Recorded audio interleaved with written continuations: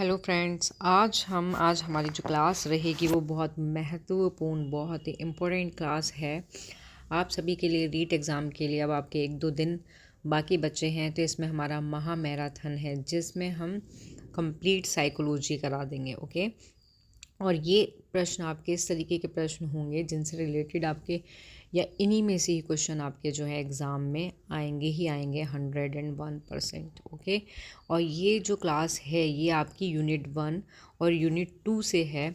Unit 1 और unit 2 में आपके जो महत्वपूर्ण प्रश्न हैं, मीन्स जितनी भी हेडिंग्स हैं उसके अंदर, जितने भी उसके अंदर टॉपिक्स हैं इन यूनिट फर्स्ट और सेकंड के अंदर, उन सबका पूरा निचोड़ करके मोस्ट इम्पोर्टेंट क्वेश्चन निकाले गए हैं आप सभी के लिए। तो ये जो क्लास है ये बिल्कुल भी मिस मत करना, और ये मान लो कि यहीं से आपका जो है प्रश्न पत्र छपना है, तो इस क्लास को बहुत अच्छे से देखना और समझना। ओके, तो नाउ स्टार्ट करते हैं हम आज की क्लास। तो महामैराथन इम्पोर्टेंट क्वेश्चंस है इसमें हमारे। फर्स्ट क्वेश्चन इज़, आपका फर्स्ट क्वेश्चन आता है, मनोलैंगिक विकास सिद्धांत किसने दिया है? ठीक है, किसने दिया था? फर्स्ट ऑप्शन इज़ पियाजे, second Sigmund Freud, third Chomsky और फोर्थ ऑप्शन इज़ कोहलबर्ग। तो आपने थ्योरी में पढ़ा होगा, मैंने थ्योरी में ये चीज़ पढ़ाई हुई है। तो जो मनोलैंगिक विकास सिद्धांत है, इसके जो प्रतिपादक हैं, इसके प्रतिपादक हैं आपके सिगमंड फ्राइड। ठीक है, जो सिगमंड फ्राइड है इन्होंने मनोलैंगिक विकास सिद्धांत को दिया था। फ्राइड ने सिद्धांत के अंदर क्या किया था कि बाल विकास के 5 चरण की क्या की थी, पहचान की थी इन्होंने। और ये जो सिद्धांत है मनोलैंगिक विकास का सिद्धांत, ये बचपन के जो भी शुरुआती अनुभव होते हैं, ठीक है, कोई भी शिशु है, कोई भी बालक है, व्यक्ति है, मतलब जो स्टार्टिंग के बचपन के जो शुरुआती अनुभव होते हैं और व्यक्तित्व के विकास के जो बीच का संबंध होता है, उस पर ये क्या है, केंद्रित होता है। ठीक है, ये जो फ्राइड हैं इनका मानना यही था कि हर व्यक्ति के जीवन में महत्वपूर्ण बिंदु होते हैं जिनसे वो क्या होते हैं, प्रभावित होते हैं। और वो क्या होते हैं कि वो जो व्यक्ति है वो कैसे व्यवहार करते हैं, ठीक है, वयस्कता में वो कैसे कार्य करते हैं। तो ये आता है आपका मनोलैंगिक विकास सिद्धांत के अंतर्गत। ये जो फ्राइड हैं, इतना डीपली क्वेश्चन नहीं आता, बस आपको थोड़ा पता होना चाहिए कि इनका जो जन्म हुआ था वो 6 मई को हुआ था। कौन से सन में हुआ था? 1856 में हुआ था। ठीक है, किसका? सिगमंड फ्राइड का। नेक्स्ट क्वेश्चन आता है आपका, सेकंड क्वेश्चन आता है आपका, संज्ञानात्मक विकास के सिद्धांत के प्रतिपादक कौन थे? फर्स्ट इज जीन पियाजे, सेकंड स्किनर, फोर्थ मुरे और डी ऑप्शन आता है इसका हुक। तो इसका जो करेक्ट आंसर रहेगा वो होगा जीन पियाजे, कि जीन पियाजे हैं जो संज्ञानात्मक विकास के सिद्धांत के क्या थे, प्रतिपादक थे। अब ये जो सिद्धांत है, जो संज्ञानात्मक सिद्धांत है, ये बच्चे और शिशु अवस्था से किशोर अवस्था तक कैसे सीखते हैं और अपने आसपास की दुनिया को समझते हैं। ठीक है, कि ये सिद्धांत क्या बताता है कि बच्चे जो शिशु होते हैं, शिशु अवस्था से किशोरावस्था तक, कि शिशु अवस्था से किशोरावस्था तक कि जो बच्चे हैं वो किस तरीके से सीखते हैं और अपने आसपास की दुनिया को कैसे समझते हैं। ये इस विकास के अंतर्गत बातें बताई गई थी, किसने? जीन पियाजे के थ्रू। और ये जो जीन पियाजे हैं, इन्होंने विकास की कितनी अवस्थाएं बताई थी? इन्होंने विकास की 4 अवस्थाएं भी बताई थी। ठीक है, जो इस तरीके से है। फर्स्ट अवस्था आती है इनकी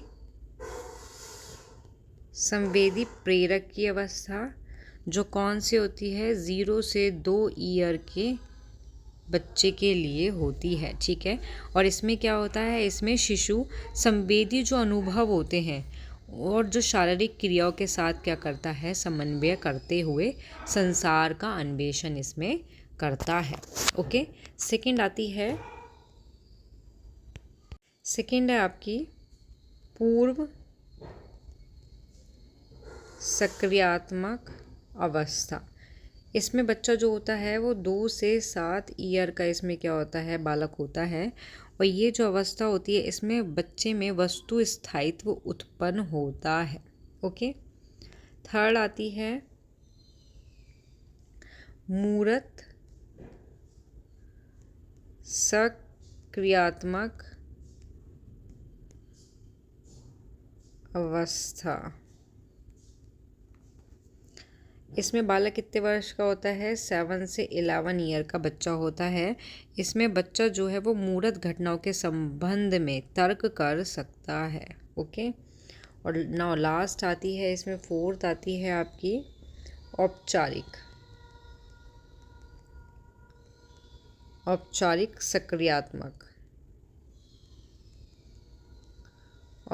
सक्रियात्मक अवस्था, जो 11 से 15 वर्ष के छात्र या जो बच्चा होता है उसकी होती है।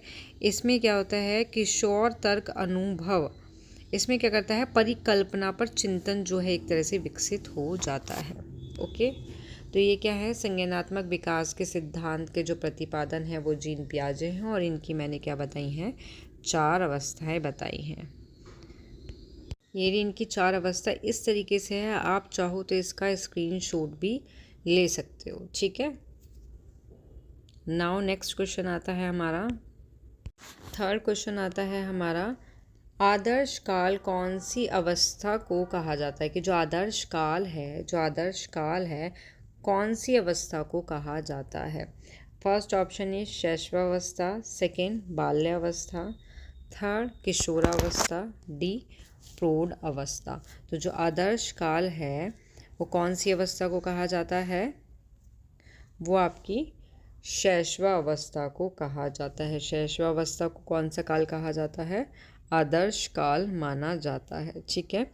और ये जो अवस्था होती है ये जन्म से लेकर 5 साल की अवधि तक भी होती है। ओके। जन्म से लेकर 5 वर्ष की अवधि तक ये जो अवस्था है इसको माना जाता है। ये जो अवस्था होती है ये बच्चे के विकास का पहला चरण होती है, और इस दौरान जो बच्चा होता है वो बहुत तेज़ी से बढ़ता है, बहुत तेज़ी से बैठना, रेंगना, खड़े होने जैसी गतिविधियां हैं ये सभी की सभी इसके अंतर्गत करता है। ठीक है। नेक्स्ट क्वेश्चन आता है आपका,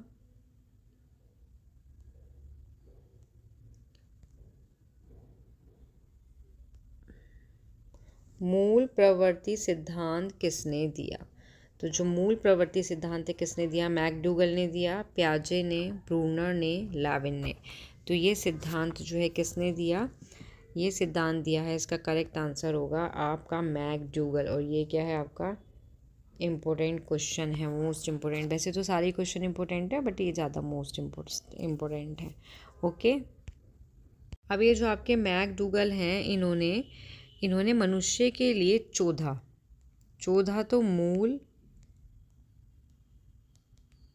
प्रवृत्ति बताई हैं, और 14 ही इन्होंने संवेगों का क्या किया है, संवेगों का वर्णन किया है। ठीक है।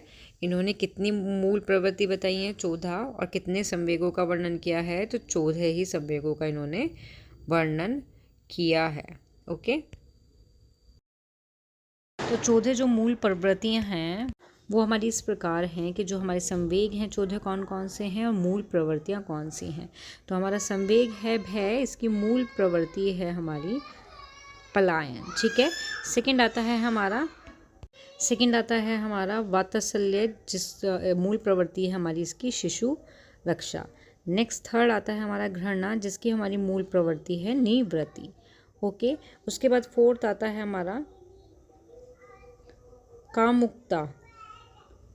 क्या आता है हमारा, कामुकता आता है, और इसकी मूल प्रवृत्ति है हमारी काम वृत्ति। ओके। तो ये कितनी हुई, 1 2 3 4।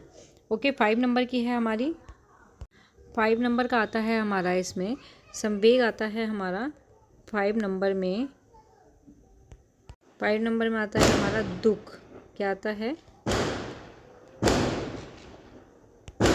उसके बाद नेक्स्ट आता है हमारा 5 नंबर का आता है हमारा दुख, मूल प्रवृत्ति है इसकी शरण गति।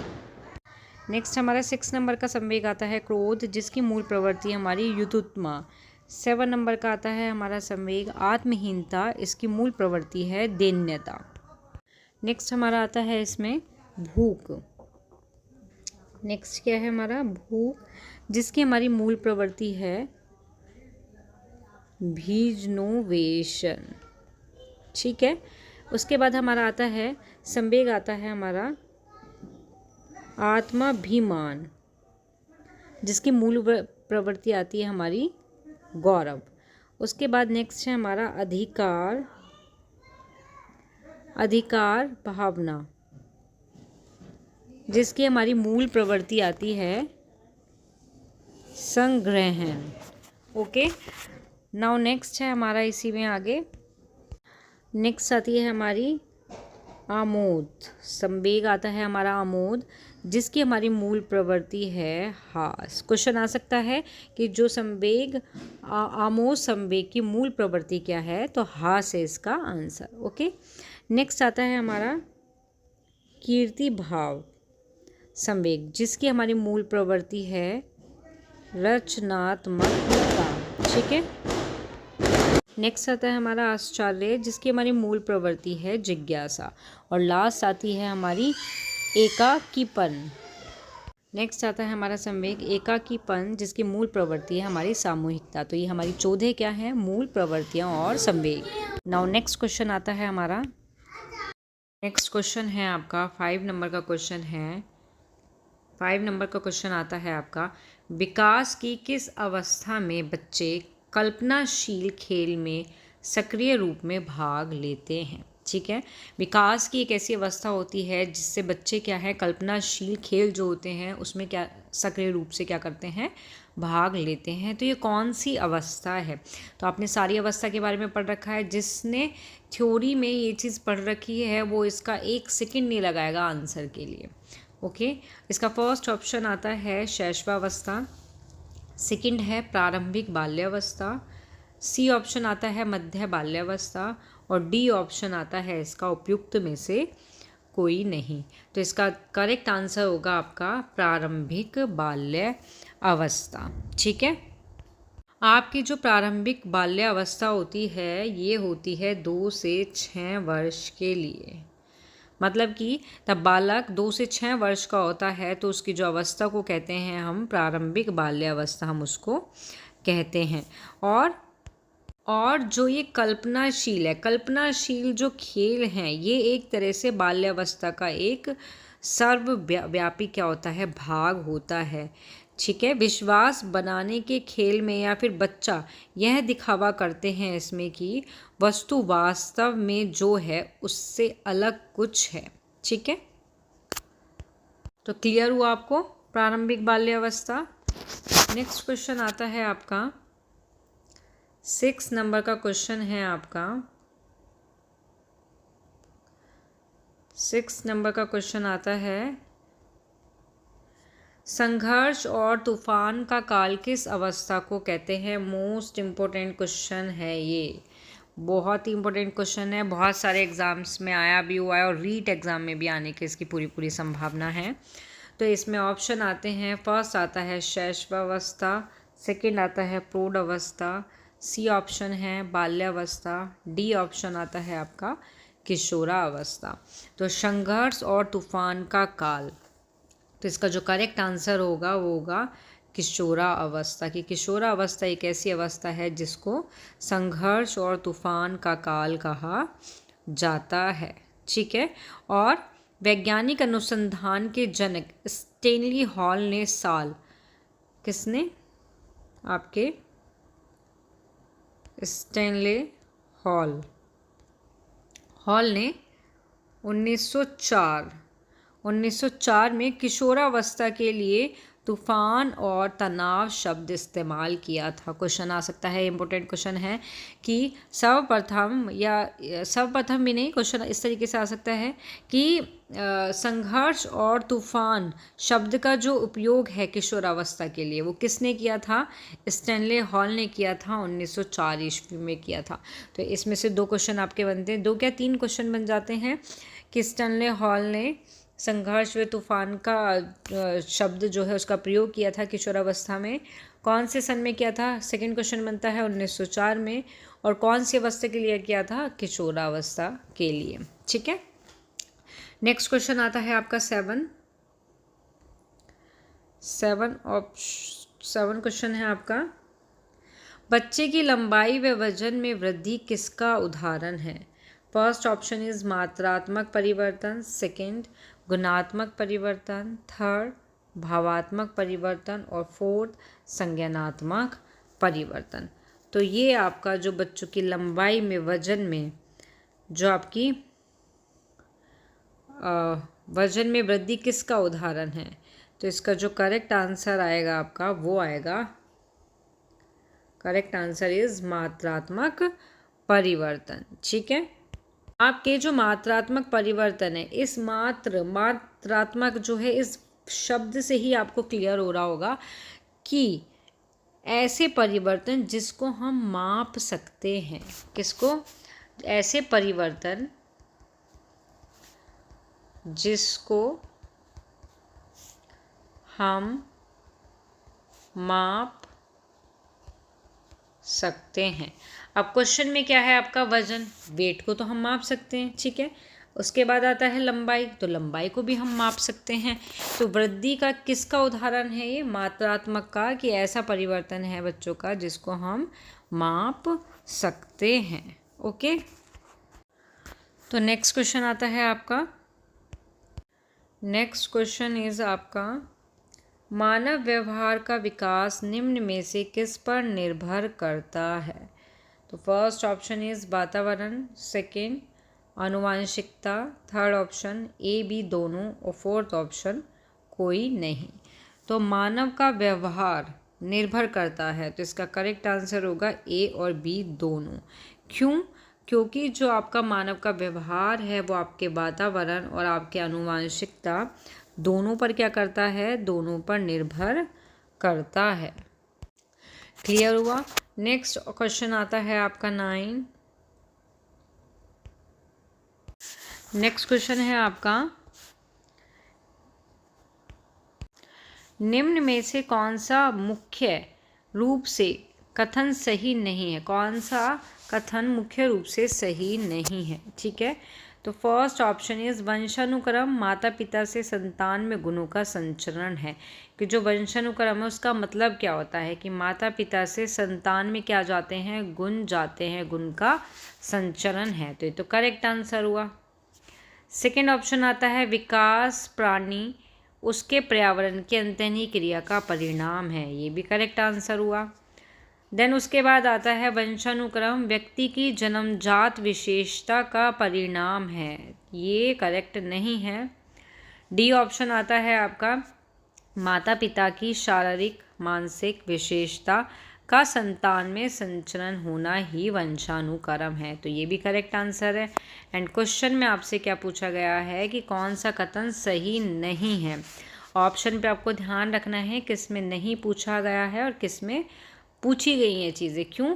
क्योंकि हमने जैसे क्वेश्चन देखा निम्न में से कौन सा कथन है, नहीं पे ध्यान नहीं दिया। हमने देखा फर्स्ट ऑप्शन वंशानुक्रम माता पिता से संतान में गुणों का संचरण करता है, ये तो करता ही है। तो हम क्या करते हैं, नीचे के 3 ऑप्शन हम नहीं पढ़ते, हम ऊपर का क्वेश्चन फर्स्ट ऑप्शन ही पढ़ के करेक्ट आंसर लगा देते हैं। इसलिए हमें क्वेश्चन पे ध्यान देना है कहाँ नहीं आता है और कहाँ नहीं है क्वेश्चन के अंदर। ओके, तो this is the correct answer is वंशानुक्रम व्यक्ति की जन्मजात विशेषता का परिणाम है। ओके, नेक्स्ट क्वेश्चन आता है आपका 11।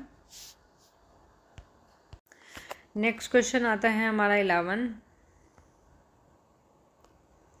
11 क्वेश्चन में है वातावरण वह बाहरी शक्ति है, वातावरण वह बाहरी शक्ति है जो हमें प्रभावित करती है, ये बात किसने कही है? First Woodward, second Anastasi, third option Ross या फिर फोर्थ ऑप्शन स्किनर। कि वातावरण बाहरी शक्ति है जो हमें क्या करती है? प्रभावित करती है। तो ये किसने कहा है? ये रॉस ने कहा है। This is the correct answer is Ross. Okay, next question आता है आपका 12। इम्पोर्टेंट क्वेश्चन है ये आपका, इम्पोर्टेंट क्वेश्चन है।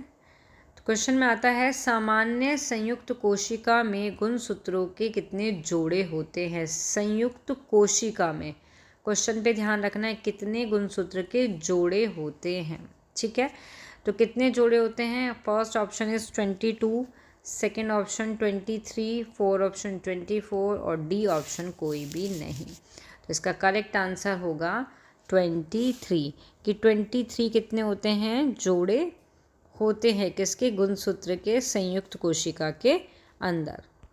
क्वेश्चन आ सकता है, ये क्वेश्चन है कि गुणसूत्र के जोड़े कितने होते हैं? तो जोड़े कितने होते हैं? 23 होते हैं। ठीक है, कितने होते हैं? 23 होते हैं, करेक्ट। बट अगर पूछ लें कि कुल कितने गुणसूत्र होते हैं, क्वेश्चन अगर आ जाता कुल कितने गुणसूत्र होते हैं, तो हमारा इसमें 2 की मल्टीप्लाई कर दो, तो इसका करेक्ट आंसर क्या होगा? 46। क्या कितने होते हैं टोटल? हमारे टोटल होते हैं हमारे 46 गुणसूत्र होते हैं। ठीक है, अब ये जो गुणसूत्र होते हैं इनके बारे में थोड़ा सा पता होना चाहिए आपको कि जो गुणसूत्र होते हैं ये तंतु जैसी रचना वाले होते हैं। इनकी जो संरचना जो होती है वो कैसी होती है? तंतु जैसी होती है। और ये क्या काम करते हैं? ये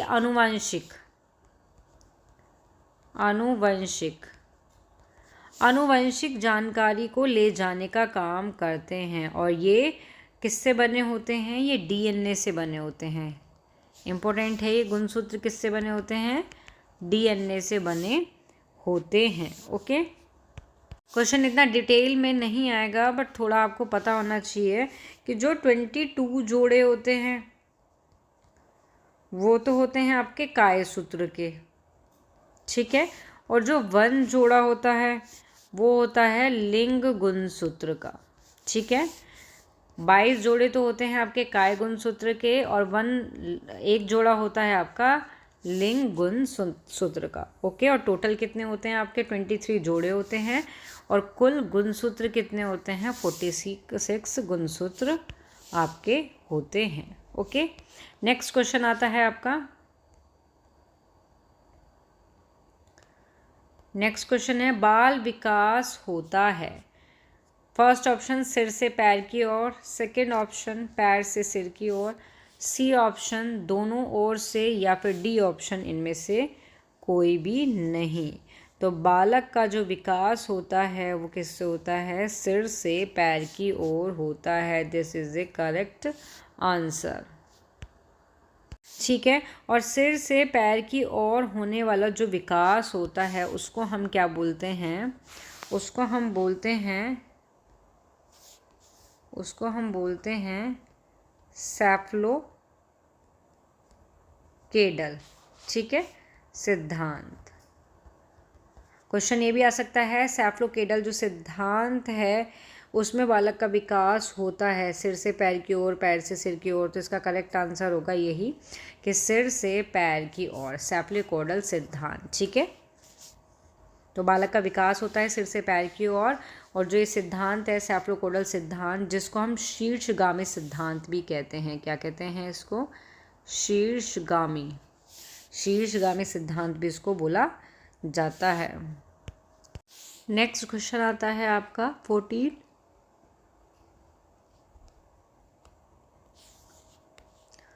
नेक्स्ट क्वेश्चन इज विकास में वृद्धि से तात्पर्य है। फर्स्ट ज्ञान में वृद्धि, सेकंड संवेग में वृद्धि, फोर्थ वजन में वृद्धि या फिर 5 आकार सोच में वृद्धि। तो इसका जो करेक्ट आंसर होगा वो होगा आकार सोच में वृद्धि। करेक्ट आंसर क्या होगा इसका? आकार सोच समझ कौशल में क्या है? वृद्धि। तो ये इसका करेक्ट आंसर है। नेक्स्ट क्वेश्चन आता है आपका 15। नेक्स्ट क्वेश्चन आता है 15 आपका, व्यवहार के कारण, क्या आता है नेक्स्ट क्वेश्चन, व्यवहार के कारण व्यवहार में परिवर्तन ही सीखना है, ये किसने कहा है कि व्यवहार है हमारा, ठीक है, व्यवहार के कारण हमारे ही बिहेवियर, हमारे ही व्यवहार में परिवर्तन होता है, परिवर्तन ही क्या होता है, सीखना होता है, ये किसने कहा है, ये इम्पोर्टेंट डेफिनेशन है आपकी। तो फर्स्ट है स्किनर, सेकंड ऑप्शन आता है गिलफोर्ड, फोर्थ ऑप्शन आता है मुरे और डी ऑप्शन आता है हुक। तो इसका करेक्ट आंसर क्या होगा आपका, गिलफोर्ड। ओके, नेक्स्ट क्वेश्चन आता है 16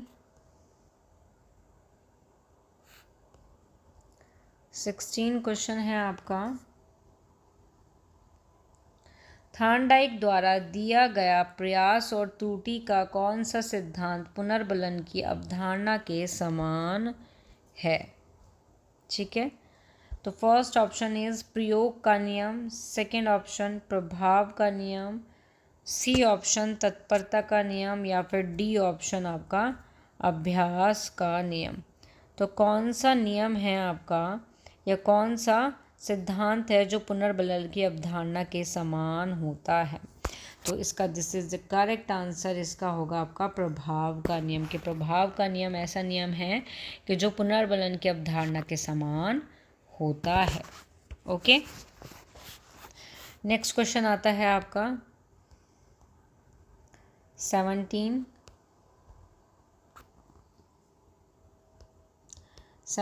क्वेश्चन है आपका, थॉर्नडाइक के मुख्य नियम के अंतर्गत कौन सा नियम आता है, थॉर्नडाइक के मुख्य नियम के अंतर्गत। फर्स्ट ऑप्शन है अभ्यास का नियम, सेकंड मनोवृत्ति का नियम, सी आंशिक का नियम और डी बहु अनुक्रिया का नियम। तो मुख्य नियम, ठीक है, ध्यान देना है। तो मुख्य नियम कितने थे थॉर्नडाइक के, 3, कितने थे, 3 थे। कौन कौन से थे, करेक्ट आंसर क्या होगा, पहले तो इसका अभ्यास का नियम होगा, क्योंकि जो अभ्यास का नियम है वो क्या है, मुख्य नियम है थॉर्नडाइक का। तो और इसके टोटल कितने नियम थे, 3 नियम थे मुख्य। तो फर्स्ट हो गया अभ्यास का नियम, सेकंड हो गया आपका तत्परता का नियम और आपका थर्ड हो गया प्रभाव का नियम। ओके, तो ये आपके क्या हैं, ये आपके मुख्य नियम है थॉर्नडाइक के। और ये जो 3 हैं, ये 3 हैं क्या फिर, ये मनोवृत्ति का नियम, आंशिक का नियम, बहु अनुक्रिया का नियम, ये हैं आपके गौण नियम। ये भी किसके हैं, ये भी थॉर्नडाइक के ही हैं, बट ये गौण नियम है, क्योंकि जो गौण नियम थे वो कितने थे, 5 थे, और जो मुख्य नियम है वो कितने थे, 3 थे। तो आपको अगर इनके नाम पता होंगे तो क्वेश्चन किसी भी तरीके से पूछ लिया जाए तो आप उसका करेक्ट आंसर दोगे, ठीक है। नेक्स्ट क्वेश्चन आता है आपका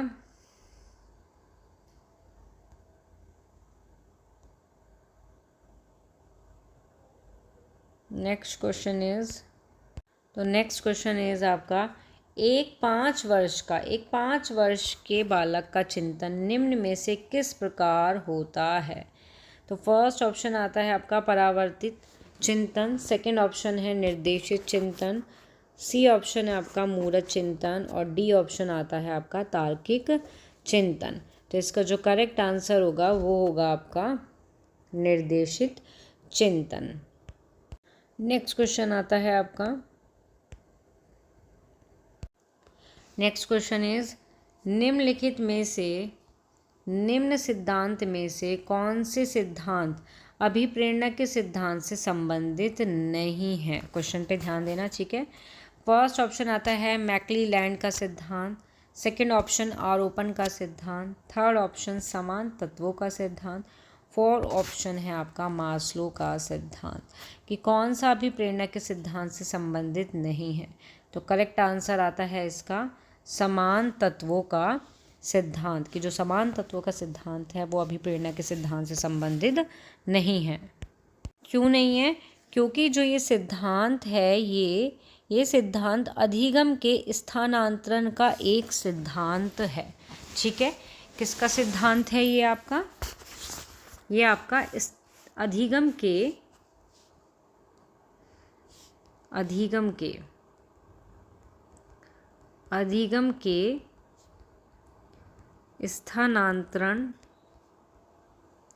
स्थानांतरण का एक सिद्धांत है। ओके, ठीक है, जो बताता है कि अधिगम की स्थिति, स्थानांतरण की स्थिति समान होने पर भी जो अधिगम का स्थानांतरण होता रहता है। क्लियर? आपके मैकक्लेलैंड का जो सिद्धांत है, ये क्या है?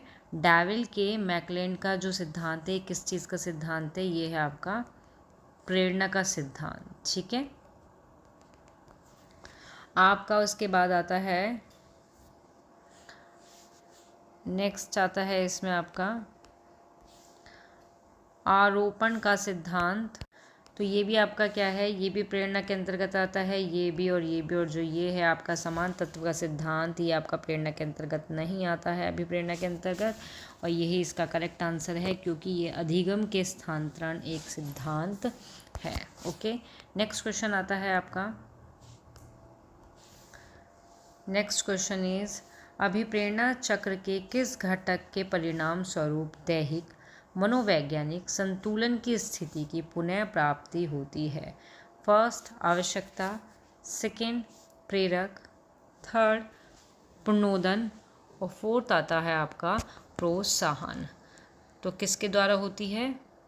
इसका जो करेक्ट आंसर होगा वो होगा आपका आवश्यकता। ठीक है, कि जो आवश्यकता है इसके द्वारा क्या होती है, इसके द्वारा क्या होती है? दैहिक और मनोवैज्ञानिक संतुलन स्थिति की पुनः प्राप्ति होती है। क्योंकि जो आपका आवश्यकता होता है ये क्या है? ये अभिप्रेरणा जो चक्र होता है, अभिप्रेरणा चक्र में ये क्या करता है? जो शारीरिक और मनोवैज्ञानिक संतुलन की बहाली में परिणाम देता है ये एक तरह से। ठीक है, और तो इसका करेक्ट आंसर क्या है? आवश्यकता। नेक्स्ट क्वेश्चन आता है आपका, नेक्स्ट क्वेश्चन इज मोटिवेशन नामक अंग्रेजी शब्द की उत्पत्ति लैटिन भाषा के मोवर शब्द से हुई है। मोवर का क्या अर्थ है? फर्स्ट तनाव, सेकंड चालन, थर्ड चलन, या फोर्थ प्रेरणा। तो इसका करेक्ट आंसर आपका क्या होगा? करेक्ट आंसर इज, इसका करेक्ट आंसर होगा चलन। क्या होगा इसका करेक्ट आंसर? चलन। कि जो मोवर जो है उसका मीनिंग क्या है आपका? उसका मीनिंग आता है आपका चलन। ठीक है, और आपकी जो मोटिवेशन होता है, जो आपका मोटिवेशन होता है, ये भी थोड़ा पता होना चाहिए इसके बारे में डिटेल में। ये दो टाइप्स का होता है। एक होता है आपका आंतरिक, ठीक है, आंतरिक अभिप्रेरणा। इसमें क्या होता है कि उन व्यक्तियों से संबंध है इसका जो विशुद्ध रूप से व्यक्तिगत रुचि या आनंद के लिए गतिविधि कार्य में संलग्न होते हैं। मतलब व्यक्तिगत रुचि के लिए क्या करते हैं? गतिविधि कार्यों में संलग्न होते हैं। ठीक है, सेकंड आता है इसका, सेकंड इसका टाइप्स आता है आपका बाह्य। ठीक है, बाह्य अभिप्रेरणा। इसमें क्या होता है कि ये उन बाहरी कारकों के कारण गतिविधियां कार्य में संलग्न होते हैं, जैसे कि पुरस्कार मांगना या दूसरों से प्रभावित होना। ठीक है, तो ये क्या है आपका? मोटिवेशन। नेक्स्ट क्वेश्चन आता है आपका, नेक्स्ट क्वेश्चन आता है आपका पावलाव। नेक्स्ट क्वेश्चन इज पावलाव के शास्त्रीय अनुबंधन के सिद्धांत में उन्होंने डैश पर प्रयोग किया था। कि जो पावलाव का शास्त्रीय अनुबंधन का सिद्धांत था तो उन्होंने किस पर प्रयोग किया था? बिल्ली, बंदर, कुत्ता, या फिर चूहे पर। तो इसका जो करेक्ट आंसर होगा वो होगा कुत्ते पर। कि पावलाव ने किस पे प्रयोग किया था इन्होंने? तो इन्होंने कुत्ते पर प्रयोग किया था। कि जो ये पावलाव है, ये पावलाव का जो सिद्धांत है ये उद्दीपन अनुक्रिया के प्रकार का अधिगम है। ठीक है, और ये जो है यह साहचर्य द्वारा अधिगम के रूप में भी जाना जाता है। किसके? साहचर्य। ठीक है, साहचर्य द्वारा अधिगम के रूप में भी इसको जाना जाता है। बाकी मैंने जो पहले की क्लासेस हैं उसमें मैंने थ्योरी में इसको बिल्कुल क्लियर कर रखा है पावलोव को। इसका जो नाम है वो शास्त्रीय अनुबंधन का सिद्धांत है। इसके और भी बहुत सारे नाम हैं, इसकी पूरी डिटेल, इनका जो प्रयोग इन्होंने कुत्ते पे किया था, तो कुत्ते पे क्या प्रयोग था, किस तरीके से था, सब कुछ मैंने क्लास के अंदर क्लियर कर रखा है, तो आप वहाँ से पढ़ लीजिएगा। नेक्स्ट क्वेश्चन आता है हमारा, निम्न में से किस सिद्धांत को पुनर्बलन का सिद्धांत कहते हैं? फर्स्ट, क्रिया प्रसूत अनुबंधन सिद्धांत। सेकंड, उद्दीपन अनुक्रिया सिद्धांत। थर्ड, शास्त्रीय अनुबंधन सिद्धांत। और फोर्थ, अंतर्दृष्टि सिद्धांत। तो इसका करेक्ट आंसर आपका क्या होगा? इसका करेक्ट आंसर होगा आपका क्रिया प्रसूत अनुबंधन का सिद्धांत, कि जो क्रिया प्रसूत अनुबंधन का सिद्धांत है उसी को पुनर्बलन का सिद्धांत भी कहते हैं। ओके। और यहाँ जो पुनर्बलन है, इससे मतलब यहाँ यही है कि किसी व्यवहार के बाद पुरस्कार या फिर दंड मिलने से उस व्यवहार की संभावना क्या है? बढ़ जाती है। ठीक है। और ये जो पुनर्बलन होता है ये 2 टाइप का होता है, एक होता है धनात्मक और एक होता है आपका ऋणात्मक। ठीक है। कितने टाइप्स का होता है? ये 2 प्रकार का होता है। और ये जो सिद्धांत है, जो ये क्रिया प्रसूत सिद्धांत है, ये किसने दिया है? ये आपका स्कीनर ने दिया है इसको। ओके। और ये जो पुनर्बलन होता है, इससे क्या होता है? व्यवहार को सही दिशा इससे मिलती है। क्लियर। नेक्स्ट क्वेश्चन आता है आपका, नेक्स्ट इस क्वेश्चन में भी थोड़ा देखो आप, इसमें ये ऑप्शन है, इसका तो पता लग गया इसको किसने दिया था? स्कीनर ने दिया था। नेक्स्ट आपका उद्दीपन का आता है, ये आपका किसने दिया था? थार्नडाइक ने दिया था इसको। उसके बाद आता है शास्त्रीय अनुबंधन का सिद्धांत, ये आपका पावलोव ने दिया था। और उसके बाद आता है आपका अंतर्दृष्टि का सिद्धांत, जो कोहलर ने दिया था इसको। ठीक है, प्रतिपादित किया था। नेक्स्ट क्वेश्चन इज 24 नंबर का क्वेश्चन आता है, अंतर्दृष्टि अधिगम का सिद्धांत किसके द्वारा दिया गया है? ये मैंने अभी ऊपर बताया था। तो इसका करेक्ट आंसर तो आप ऐसे ही बता दोगे कि रोजर है, हल है, कोहलर है या फिर स्कीनर है। तो this is the correct answer is Kohler, इसका करेक्ट आंसर है। नेक्स्ट क्वेश्चन आता है आपका, नेक्स्ट और लास्ट क्वेश्चन है आपका, सुल्तान नामक चिंपैंजी का परीक्षण करने वाले मनोवैज्ञानिक हैं? स्कीनर, कोहलबर्ग, वुडवर्थ या फिर वॉटसन। तो किसने किया था? इसका करेक्ट आंसर क्या है? कोहलर। कि जो कोहलर थे आपके वैज्ञानिक, उन्होंने चिंपैंजी पर परीक्षण किया था और उस चिंपैंजी का नाम क्या था? सुल्तान। ठीक है। क्वेश्चन आ सकता है कि कोहलर ने किस पर परीक्षण किया था? तो चिंपैंजी पर किया था। क्वेश्चन आ सकता है जिस चिंपैंजी पर या कोहलर ने चिंपैंजी पर परीक्षण किया था उसका नाम क्या था? तो सुल्तान। या क्वेश्चन ये जो मैंने दे रखा है ये आ सकता है कि सुल्तान नामक चिंपैंजी पर परीक्षण करने वाले वैज्ञानिक का नाम क्या है? तो कोहलर। ठीक है। तो इस तरीके से घुमा फिरा के आपके क्वेश्चन आ सकते हैं। आपको पूरा इनकी डिटेल पढ़नी होती है जो मैंने क्लासेस में करा चुकी है। तो यहाँ आपका जो क्लास है वो ओवर होती है, ख़त्म होती है। ये आपके यूनिट 1 और यूनिट 2 के इम्पोर्टेंट महत्वपूर्ण प्रश्न थे, जिनसे पूरा ये निचोड़ था आपका। जो इम्पोर्टेंट क्वेश्चन थे आपके सारे टॉपिक में से, यूनिट 1 और 2 में से जितने भी टॉपिक है उसके अंदर से। नेक्स्ट क्लास में मिलेंगे हम यूनिट 3 और यूनिट 4। हम उससे रिलेटेड कुछ प्रश्न करेंगे जो आपके इम्पोर्टेंट रहेंगे। जिसको भी वीडियो पसंद आए वो इसको लाइक, शेयर, सब्सक्राइब करना ना भूलें। Thank you.